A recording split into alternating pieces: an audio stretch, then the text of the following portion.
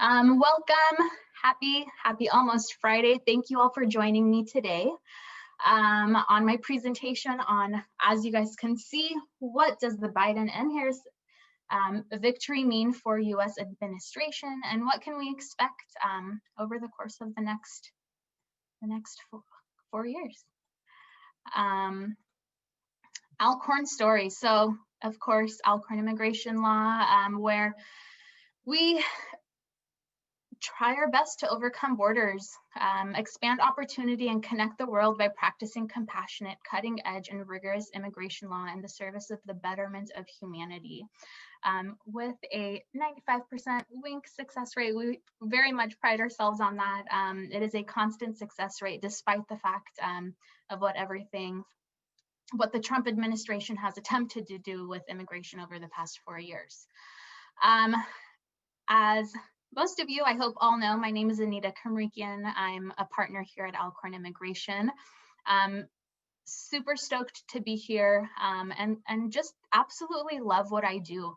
I am a graduate of Santa Clara and UCLA, and I have and hold an expertise in family-based immigration. I have some experience practicing family law as well. But immigration is what captures and holds my heart. As an immigrant myself, I'm a proud American. I'm so grateful and blessed to call myself an American. I am raised Armenian. I could not be more proud of my heritage. And I was not born in this country. So I am an immigrant myself. I was born in Iraq, moved to the United States when I was 5 years old, and had the opportunity of realizing my American dream thanks to my parents, my family members who made the ultimate sacrifice of leaving what they've established in another country and then moving to the United States for a brighter future, which is exactly what a lot of your families, friends, employees, colleagues have all done, right? That's everybody's dream, coming to a country, whether it's the United States or somewhere else that has hope, has a future for us and for our loved ones. As proof of my immigrant status, here's a picture of my green card and my sister's green card. My sister is up top, I'm at the bottom. Our green cards, they're not green, they used to be. Oh, I'm not switching. Thanks, Ida. Here's my bio page. I was clicking wrong on the wrong page. Here's my green card. It is pink. It is not a green card, but I was a resident alien, little Anita down there, and that is us. And this is my family. This is my American dream. My family is my world, and this is the reason that I have so much passion for what I do. So here we are in Iraq in a lot of these pictures, and over here in the middle is my dog Will. He is on our website as our emotional support ambassador. He comes to our office every now and then and sometimes even hops on clients' laps. So if you guys are any of our clients and if you've been in our office and have seen him and had him jump on your lap, I hope you don't mind. This is my awesome law partner, Sophie Alcorn, of course, the named partner of Alcorn Immigration Law. She is fantastic, and we are also fortunate to be here and to be expanding just the field of immigration in her image. So thanks, Sophie, we love you. And this is our incredible team. All of our team members are as talented as they can be. They're caring, they're compassionate, and they too, a lot of them, if not all of them, are somehow affected by immigration, either being immigrants themselves, maybe married to an immigrant, or whatever it may be, which just kind of adds to the caring aspect and component of what is one of the pillars of our firm. This is our network. We are so proud to have alliances with some of these top universities. We are a proud certified women-owned business, and we love the opportunity of working with some of the fastest growing startups in the Silicon Valley and helping people just around the world come to the United States with US visas and green cards and realizing their dreams as well. What do you need to know about immigration? Everything, right? We all have to know everything about immigration, and that's why you're all here with me today. I would say for the most part, immigration-wise and US inbound immigration, there's a lot of misconception about visas, green cards, and citizenship. A lot of times people will reach out to me and say, hey, Anita, I need my US citizenship. And I'm like, fantastic. When did you get your green card? And they're like, no, that's what I'm here for. I need you to help me get my green card citizenship. But that's not the case, and a very common misconception, and that's totally okay. So some individuals can enter the United States with a visa of some sort, whether it's a non-immigrant visitor's visa or maybe an employment-based visa of some sort that can be a pathway possibly to a green card. And then eventually, once you have your green card for long enough, you can apply to be a citizen. And then there's other opportunities where individuals can actually enter the United States right off of the bat with a green card and never have to think about getting a green card at all. For example, I entered the United States right off of the bat with my pink green card. I never had a visa. I just had a green card and then applied for citizenship thereafter. So these are, for the most part, the typical pathways. DACA and Dreamers, this has been the highlight of the year for me personally. We are so incredibly glad to be able to report to you all, if you haven't seen it in our newsletters already.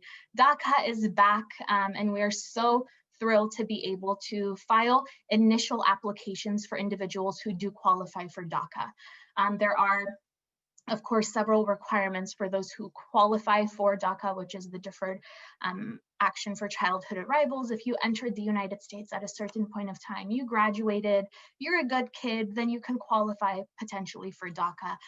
For the last several years, initial applications had halted, and the Trump administration was not allowing people to file for apply for initial DACA applications. Renewals were permitted. Renewals were actually very much on and off throughout the entire past 4 years, but they're back, and hopefully they're not going anywhere. So very, very happy about that. The December Visa Bulletin. The December Visa Bulletin is good to us. We are very excited to be able to report as well that with the December Visa Bulletin, there are plenty of current categories and visa backlogs that are available, or immigrant visa backlogs that once were, are slowly going down. So if you are subject to the Visa Bulletin, keep an eye on these visa bulletins to be able to know, or reach out to somebody who can kind of give you insight on that, about how soon possibly can I get my green card from there. Okay, the moment we have all been waiting for.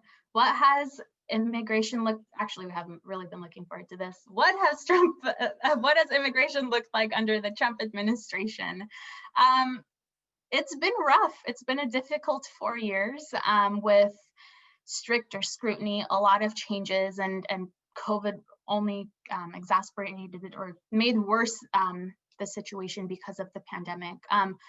But a lot stricter scrutiny about almost everything with immigration. Like I mentioned earlier, with DACA, there was stricter scrutiny in regards to who can apply, if they can apply, who can renew, if they can renew, how often, how long are these renewals going to be valid for. So stricter scrutiny with that, for example. Stricter scrutiny with the public charge rule. This has been, I would say, probably the bane of all existence of all immigration attorneys, practitioners, and immigrants. What the public charge rule is, or was, it was kind of a, hey, if somebody's petitioning for you, you need to make this minimum financial amount in order to be able to qualify to bring this individual into the United States. If you don't make that amount, don't worry, you can get a joint sponsor. Somebody else can help you financially support this individual that you hope to bring over to the United States. Which has always, for years, been the status quo, this public charge rule. And what that is they just want to make sure that when somebody comes to the United States, they're not going to be obtaining public benefits from the United States, food stamps, welfare, and if they have a strong financial backing, they won't necessarily be possibly a threat of becoming a public charge and taking benefits from the US government. What the public charge rule became under, or began under the Trump administration, it all started in October of 2019. And it started off with, hey, there's this new public charge rule, we're going to start to implement it. Litigation started with it, and then a couple of days after in October, once it began, it was taken away. It started again in February. It's just been a very much on and off again. And what it does is, again, stricter scrutiny, where an individual now must not only have a petitioner that can be able to financially support you coming into the United States, but you yourself as the immigrant, as the intending immigrant, must prove to the government that you can are self-sufficient. You will have to file an additional application with the forms proving your self-sufficiency. And with that, they want to see, are you young? Are you educated? Do you speak English? How's your health? Going back to that petition, can your initial petitioner, can they sponsor you? If not, oh, you're going to have a joint sponsor? That doesn't look very good on you anymore. And so it's been really difficult with this new regulation. In addition to all of the information and documents USCIS already requests from you, now they're requiring immigrants to also prove, do you have a credit score? If you have a credit score, what is it? And a lot of people say, well, I'm not even from this country. I don't think I have a credit score. So that ends up being a neutral factor towards you. But still, it's just a lot of information that they need from you. And it makes the possibility of some people having the opportunity of getting their green cards more difficult. So for an individual, for example, who's maybe here on an H-1B visa, falls in love with a US citizen, gets married, files a green card application, they're probably better off when it comes to this public charge rule. But for my individuals who are petitioning maybe for mom and dad to come and live with them in the United States so that they can retire here with you, it's scary for them because they're not young. Maybe they have some health issues with age. Maybe they don't necessarily have a degree, or maybe they can't speak English. So those are a lot of negative factors that can negatively affect your chances of mom or dad getting that green card. So with that's one of the scarier things with the public charge rule, which we'll discuss what hopefully the new administration hopes to do with this. There has been constant changes as well in regards to a lot of anti-immigrant tendencies, a lot of xenophobia, starting off right off of the bat when Trump was elected into office and was sworn into office, was the Muslim ban, and it's racist, it's not fair, it's not nice, and those are just the constant changes that, as an immigration attorney, we've had to very much keep our eyes peeled to all sources of media, Twitter included. So we've always had to kind of, in addition to practicing immigration law, we had to turn into immigrants to make sure that our immigrants, yes, we're that too. We had to turn into journalists to be able to take on that information and let our clients know what's going on as well. And then on top of all of this, in the past 9 months since COVID, things have it became even worse for immigrants, which was really hard. Huge green card backlogs. Green card applications, or just USCIS here locally in the United States, offices were closed for almost 4 months, if not longer, creating huge backlogs with interviews, which give people the opportunity to get their green cards. So backlogs were created. Those who were possibly going to get their green cards at the consulates abroad, consulates were closed.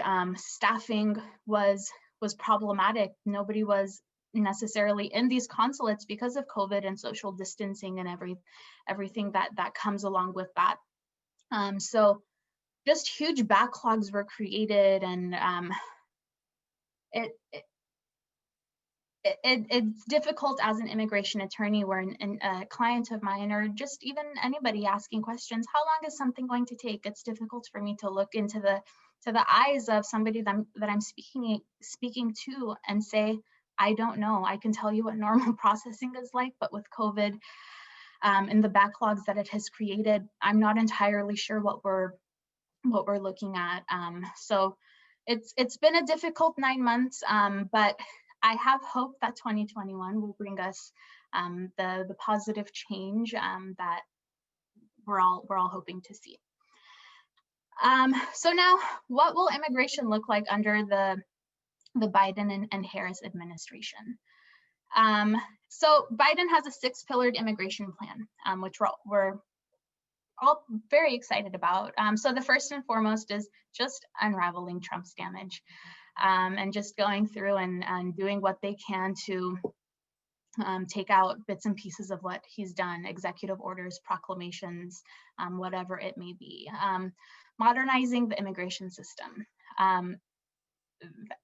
This is so very needed. The immigration system is outdated, and it just needs a little revamp, a little facelift. And that's one of the plans that Biden has.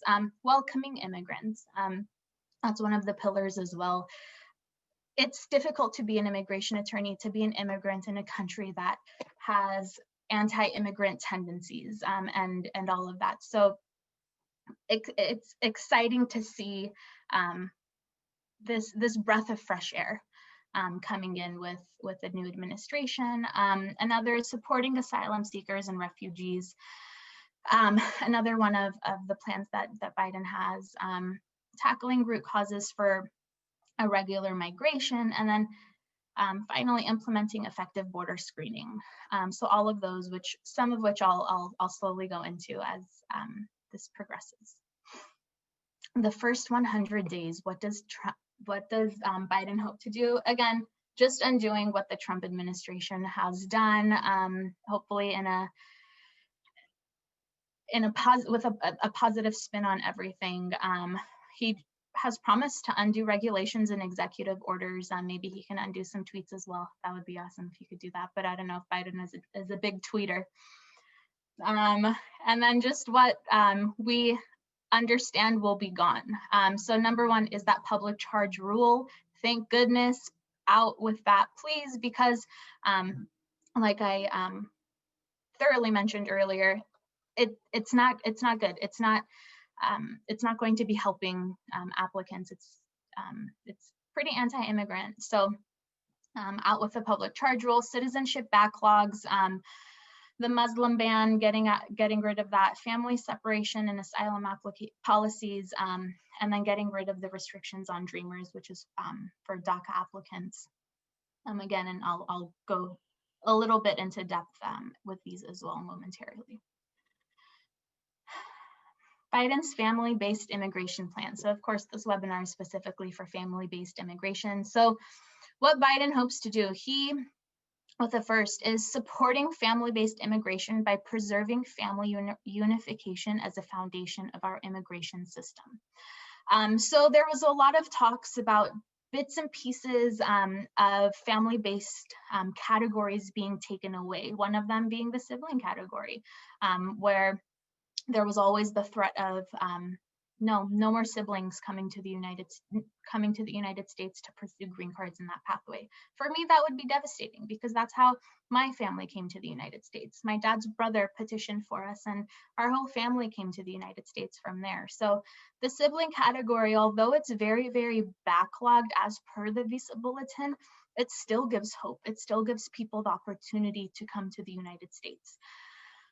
So preserving bits and pieces of that, as well as what there's talks, or call it rumors if you want, about once you're in the process of filing for a green card under the family pathways, getting a temporary non-immigrant visa. So coming to the United States with a visa first, come to the US, live here a little, start to work in the United States.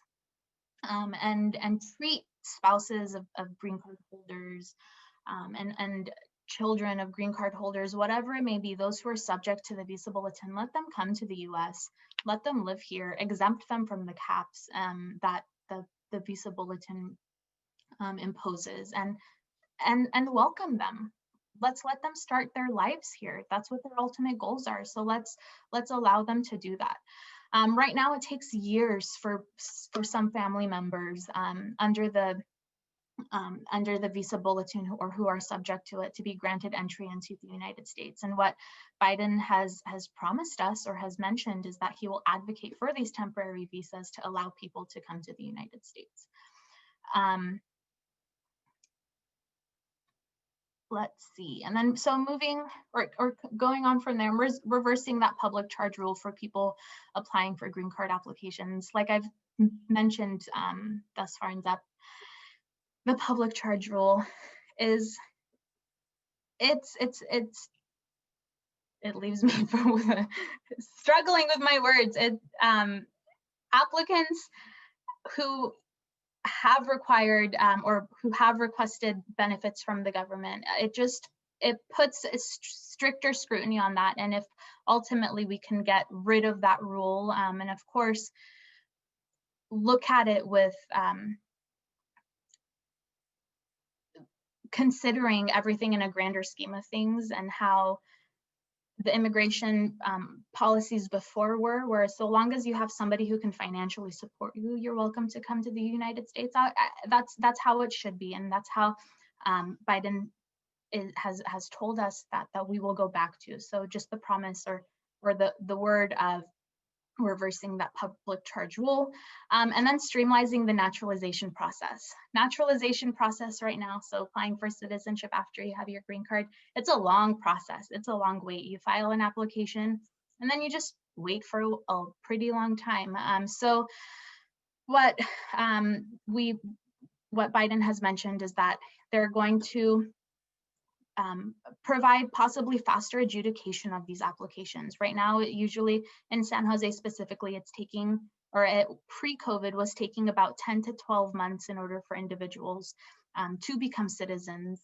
Now, obviously, the timing for that has increased because of COVID backlogs, but that's what Biden has told us: faster adjudication on these applications and no unreasonable fees. Back in October of 2019, again, there was the mention of possibly increasing the fees associated with all USCIS applications, and the naturalization application specifically was hit hardest with an 83% increase on fees. Ultimately, government filing fees have not increased. There was suits filed saying, halt these increases. It's just not fair, especially now with this huge recession. So that is back on a pause. But so what Biden has said is no unreasonable fees with naturalization. If this is what, if you want to be a citizen of our country and you qualify, we're not going to make you pay, and I believe it was almost $1,300 in order to apply for citizenship, whereas right now it's $760. So hopefully this all does happen.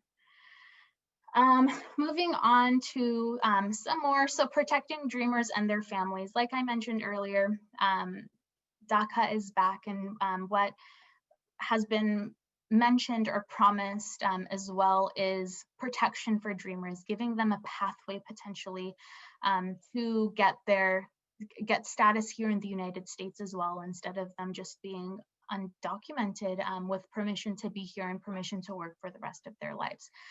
So that's a huge portion of it as well that has been mentioned.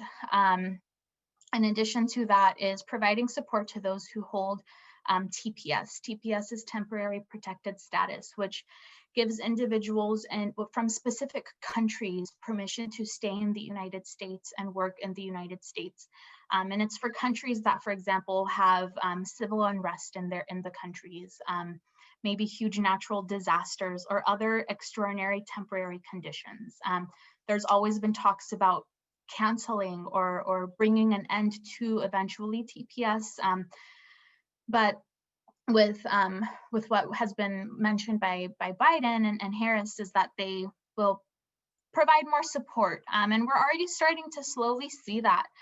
El Salvador is a TPS country, and their TPS grant has been extended to October of next year, which is exciting because it was very close to completely ending this law. And then moving on, restoring the discretion immigration officials hold, giving opportunity and flexibility, and simplifying the green card process. So a lot of people often ask, what is the president at the very top? What does that have to do with an officer who is adjudicating my application? Well, it's the trickle-down effect. It's the policies. And for the last 4 years, the trickle-down has been obviously very strict, and the officers adjudicating either locally in the US or at the consulates, they were stripped of the discretion that they had, and they didn't have the opportunity like they once did to be able to use a lot of their discretion and make decisions when it comes to either approving or denying applications. So with that, hopefully restoring their discretion will bring us a long way. Increasing access to language instruction goes without being said. People who are entering the United States, some of them don't have access to learn the language, so increasing access to that, and ultimately providing help for those who are undocumented and who are in the military and who are undocumented. There were grants before where individuals who were in the military have a pathway towards citizenship, and that has ended. It was called the MAVNI program. And so that had ended, and there's hopes that maybe that a program like that or similar programs will come back. So we will see, hopefully. Placing humanitarian resources near the border to support refugees and migrants. This is a huge one. And all of them, actually the next few, really all go hand in hand. Ending prolonged detention, investing resources to make sure the detention or deportation system is more efficient and effective and fair. Ending state of national emergency, that's allowing the Defense Department to use their money to build a wall, or maybe to use their money to increase ICE funds to ICE instead of giving it to USCIS locally. So with a lot of this, I'm sure you all know how the Trump administration has worked so hard or worked against the traditional and tradition to drastically restrict access to asylum in the United States. And all of this really goes hand in hand. There's a lot of individuals who are entering the United States to seek asylum, and a lot of that was cut. They were not given the opportunity to file or apply for asylum, whether it's even entering the United States and applying, or qualifying for an approved asylum application based off of their particular social group, or saying that I'm this individual and I'm being targeted because I'm this individual. So what has happened is what had happened under the Trump administration was attempts to prevent victims of, for example, gang and domestic violence from receiving asylum, systematically prosecuting adult asylum seekers for misdemeanor illegal entries instead of just allowing them to qualify for asylum, severely limiting the ability of members of the LGBTQ community to qualify and have their asylum applications approved, and just individuals like that who are so incredibly, they're a vulnerable population, and they're coming to the United States to seek refuge, and we were not able to give them that security, that protection. And then in addition to that, just the migrant protection protocols. There's a huge push right now on remain in Mexico. So a lot of times individuals were entering the United States to apply for asylum, and they would say, okay, you can apply for asylum, but you have to stay in Mexico, stay in these camps near the border.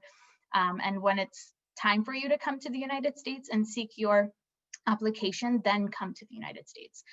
These individuals were not permitted to enter the United States and seek their refuge here. They were forced to stay outside of the United States. Approximately, or as of November of 2019, there was over 56 100,000 asylum seekers who are forced to stay outside of the United States instead of applying for asylum, which is devastating. That's so many people. And people will argue, well, instead of having them enter the United States, sure, let them wait there, but it's not safe for them there. And that's what the whole premise around asylum is, right? We want to protect them. We want to give them that safety that they need, that support that they need to live their lives.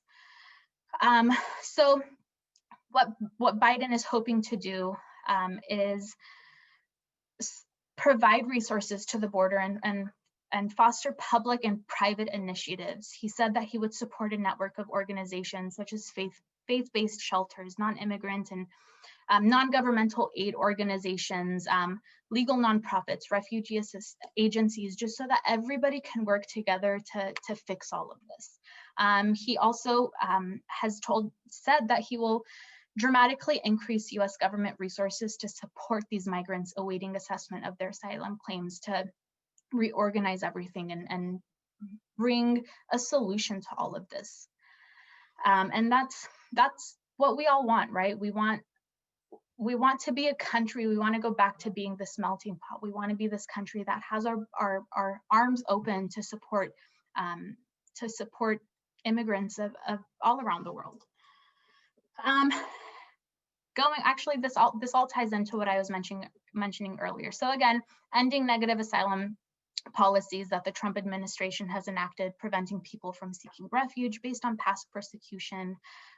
Again, so starting with the migrant protection protocols, stay in Mexico, and then restoring asylum eligibility for domestic violence survivors as well. So right now, those who have suffered from domestic violence do not qualify as asylum seekers. It's just not one of the grounds for which somebody can seek asylum, or under the U visa or T visa categories as well. So what has been said is that he will end, President-elect Biden will go back to giving them these opportunities. And he also has pledged to end delays giving victims of under the U visa category specifically, getting them faster adjudication and getting them towards their green card applications faster. Right now, what a U visa is an individual who is subject to a specific crime. They're the victim of a crime. They can possibly qualify to get their green card based off of being a victim of this named crime. And the backlogs for the U visa category are anywhere between 5 to 10 years, and it's just incredibly long. So ending the backlog there by adding more green cards available to them. So the reason behind these backlogs is because, again, similar to the visa bulletin, under the U visa category, there's a cap on how many green cards or applications can be approved under these categories. And then ultimately, what there's long-term plans that we've all heard is creating a pathway to citizenship for people who are undocumented, preserving the diversity lottery program, again, a program that is often on the chopping block, and then encouraging removal of anti-immigrant laws at local and state levels, which are all fantastic long-term plans. Looking ahead to the next 4 years, I can say for myself and probably everybody at Alcorn, we are also optimistic that we will see positive, meaningful change in immigration that will help people still want to realize their American dream. For a while, there was some people that I would speak to and I'd say, hey, you're a citizen now. Do your mom and dad want to come to the United States? Do you want to apply for a green card for your siblings? And they would say, no, they're happy living in the country that they're living in, which of course for some is fair. But before, so many people wanted to move to the United States, to America. They want to live their American dream, and we lost sight of that. So we have hope. I have a little plaque on my desk that reminds me of the hope that we have in the immigration system and why we do what we do, and we will continue doing so. That's kind of the presentation that I have. I will open up for some questions and answers right now.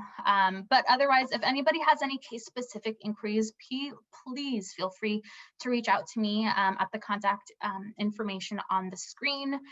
We can schedule a formal consultation. We'll chat about your specific questions. And we, just keeping in mind, there's so many different options. I encourage you to pick my brain, pick an immigration, another immigration attorney's brains, just to be creative and see what options there are out there for yourself, employer, employee, and anybody, or just anybody that can benefit from. These are some handouts that we have that I know Edith will be sending your guys' way, just the kind of timeline and pathway towards getting a green card or becoming a citizen. We have a podcast that Sophie, well, our whole firm has a podcast that we often have guest speakers on. So there's a new episode every Tuesday. Take a listen to it. They're fun,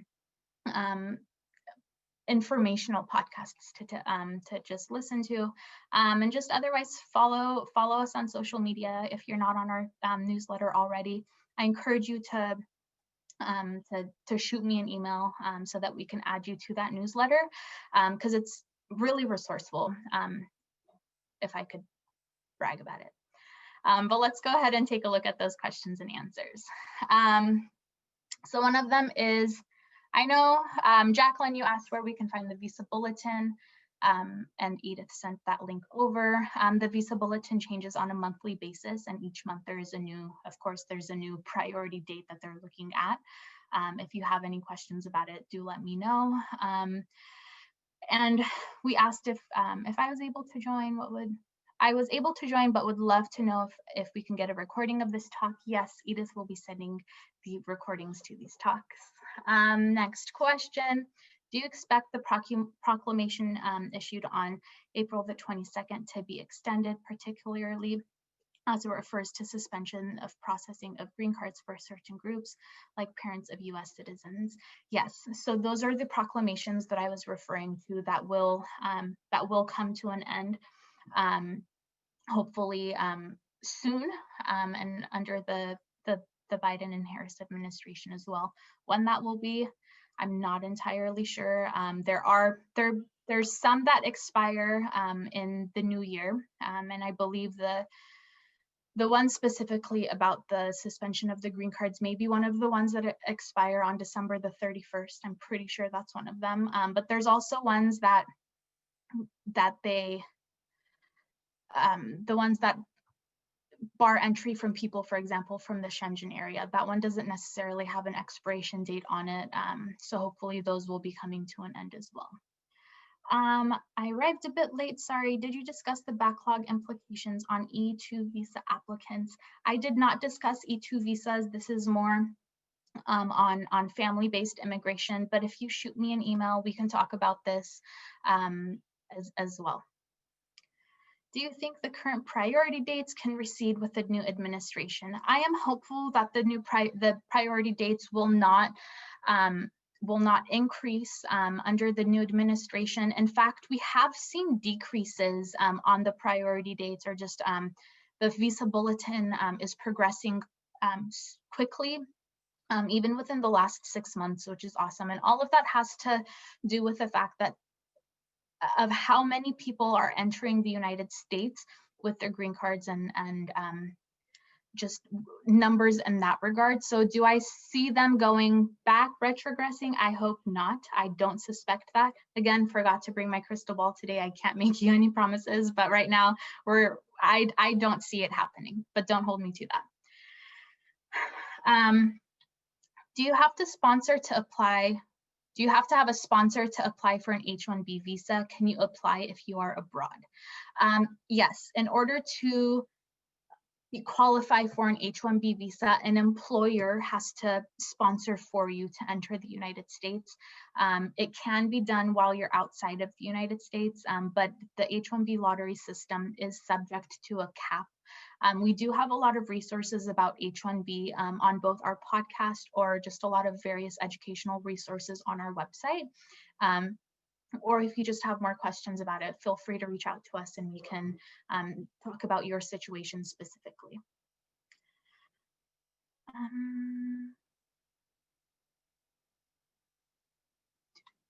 Moving on. My child is a US citizen and will be 21 soon. How easy will it be for him to sponsor the rest of the family, like parents and younger siblings? This is a good question. So in order for a US citizen child to petition for parents and siblings, of course, they have to be a US citizen and they have to be over the age of 21. How easy will it be to sponsor them? All really depends on, are they in the United States? Do they have any unlawful presence? Are we petitioning for them to come from anywhere else in the world?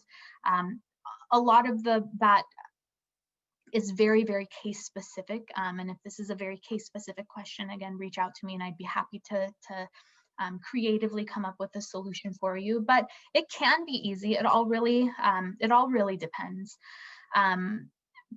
Going back to the public charge rule, we do have some concerns about parents qualifying for green cards with the public charge rule in effect, assuming, and hopefully that is one of the first things that Biden gets rid of. It will be easier than it technically is right now. And then younger siblings, this one is a little bit, again, it's strategic as well, but the younger siblings cannot come along with the parents. The US citizen child would have to petition for them and they would fall under the F4 sibling category, which has really long backlogs. So again, strategically, there's options there. Once mom or dad get their green cards, then they can petition for the younger siblings to come, depending on how old they are, whether or not they're married, and it could be faster for them to enter that way. Moving on, my wife applied for a green card through consular processing over a year ago. She has not been able to travel and visit me. Currently, I was told that there are no interviews in any embassy at the moment. What can we expect? When can we expect that consular interviews will restart?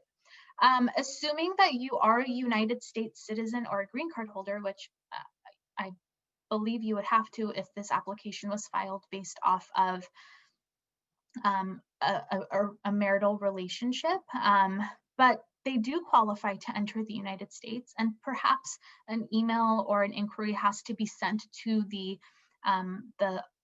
consulate where your wife lives in order to let them know, hey, I qualify under the exceptions of the green card suspensions right now because my wife, because I am a United States citizen and I'm married to my wife, obviously married to my wife, and she's not subject to the green card suspension.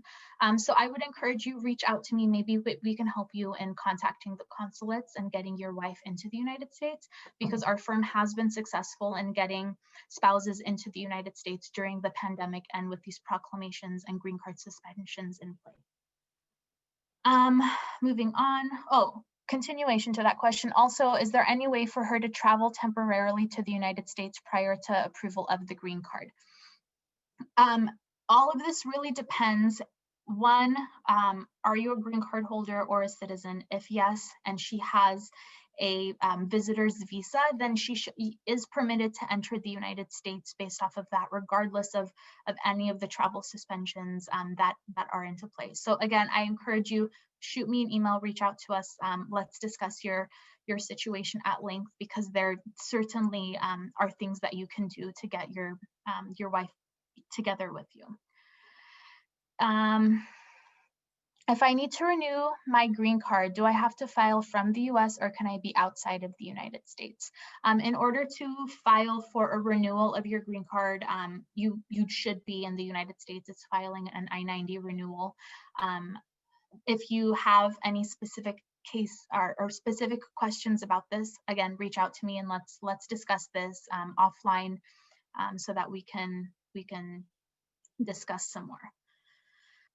Thank you, Anita. This was great. Thank you all for joining me. I think that is all today. Again, I've said this a million times. If anybody has any questions, please, please, please feel free to reach out to me. I would be more than delighted to sit down and speak with you some more. Thank you all for joining. Thank you all for being so kind. And I hope this was helpful. And otherwise, please check your emails. You will all be receiving some resources in the emails from me as well. Thank you all. Have a good day. Bye-bye.